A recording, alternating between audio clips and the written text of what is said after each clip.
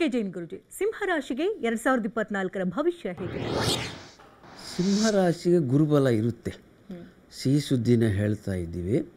ಆದರೆ ಶನಿ ಮಹಾತ್ಮನ ದೃಷ್ಟಿ ಇರ್ತದೆ ಸಿಂಹರಾಶಿಗೆ. ಶನಿ ಮಹಾತ್ಮ ಇರೋದು ಕುಂಭರಾಶಿಯಲ್ಲಿ. ಸೊ ಸಿಂಹರಾಶಿಯವರು ತಪ್ಪು ಮಾಡದೇ ಇರೋದು ಒಂದು, ಶನಿ ಮಹಾತ್ಮನ ದೃಷ್ಟಿ ಶಾಂತಿ ಮಾಡೋದು, ಗುರುಬಲ ಭಾಳ ಚೆನ್ನಾಗಿದೆ. ಅಷ್ಟಮ ರಾಹು ಇದೆ, ಸರ್ಪಶಾಂತಿ ಮಾಡಲೇಬೇಕು. ಸ್ವಪ್ನದಲ್ಲಿ ಹಾವು ಬರೋ, ಹಾವು ನೋಡಿದ್ರೆ ಹೆದರಿಕೆ ಆಗೋದು, ಅಲ್ಲೂ ಹೆದರಿಕೆನಾಗಲ್ಲ, ಅಲ್ಲೂ ಸಾಧಾರಣ ಹಾವು ನೋಡಿದ್ರೆ ಹೆದರ್ತೀವಿ.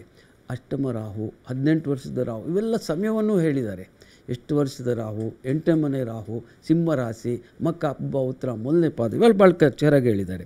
ಸೊ ಸೂರ್ಯನು ಪುನಃ ಕುಂಭರಾಶಿ ಬಂದಾಗ, ಅಂದರೆ ಶಿವರಾತ್ರಿ ಹಬ್ಬ, ಯುಗಾದಿ ಹಬ್ಬಕ್ಕೆ ಮೊದಲು ಸ್ವಲ್ಪ ಒಂದು ಸಂಕಟ ಇದೆ, ಅದು ಸ್ವಲ್ಪ ಹುಷಾರಾಗಿದ್ಬಿಟ್ರೆ ಪಾರಾಗುತ್ತೆ. ಆರ್ಥಿಕತೆ ಹೇಗಿದೆ? ಆರ್ಥಿಕತೆ ಭಾಗ್ಯಸ್ಥಾನದಲ್ಲಿ ಗುರು ಇದೆ, ಅವನಿಗೆ ಸಮಯ ಈಗ ಭಾಗ್ಯೋದಯವಾಗುತ್ತೆ. ಭಾಗ್ಯಸ್ಥಾನದಲ್ಲಿ ಗುರು ಇರೋದ್ರಿಂದ ಶನಿ ಮಹಾತ್ಮನ ಶಾಂತಿ ಭಾಳ ಅವಶ್ಯಕ. ಪರಿಹಾರ ಏನು ಮಾಡಬೇಕು? ಪರಿಹಾರ ನೋಡಮ್ಮ, ಸಿಂಹರಾಶಿಯಲ್ಲಿ ಪಾಪಗ್ರಹಗಳಿದ್ದರೆ ಇಲ್ಲಿ ಗೋಧಿಯನ್ನು ದಾನವಾಗಿ ಕೊಡು. ಸೊ ಗೋಧಿ ದಾನ ಕೊಟ್ಬಿಟ್ರೆ ಭಾಳ ಸೂರ್ಯ ಶಾಂತನಾಗ್ತಾನೆ.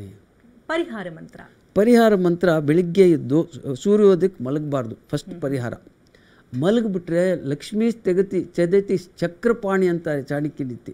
ಮಹಾಲಕ್ಷ್ಮಿ ಮಹಾವಿಷ್ಣುವನ್ನು ಬಿಡೋಲ್ಲ, ಬಿಟ್ಟುಬಿಡ್ತಾರೆ. ನೀನು ಈ ಸೂರ್ಯೋದಯಕ್ಕೆ ಮಲಗಬೇಡ, ಆರ್ಥಿಕ ವಿದ್ಯೆ ಸೂರ್ಯಾಸ್ತಕ್ಕೂ ಮಲಗಬೇಡ, ಸಂಧ್ಯಾಕಾಲ ಅಂದರು. ಅಂತಹ ಸಮಯದಲ್ಲಿ ಓಂ ಹ್ರೌಂ ಖಗಾಯ ನಮಃ ಈ ಮಂತ್ರ ಹೇಳ್ಕೊಡೋದು. ಜೈನರಲ್ಲಿ ಪದ್ಮಪ್ರಭ ತೀರ್ಥಂಕರ ಪೂಜೆ ಮತ್ತು ಶ್ರೀರಾಮರ ಪೂಜೆ.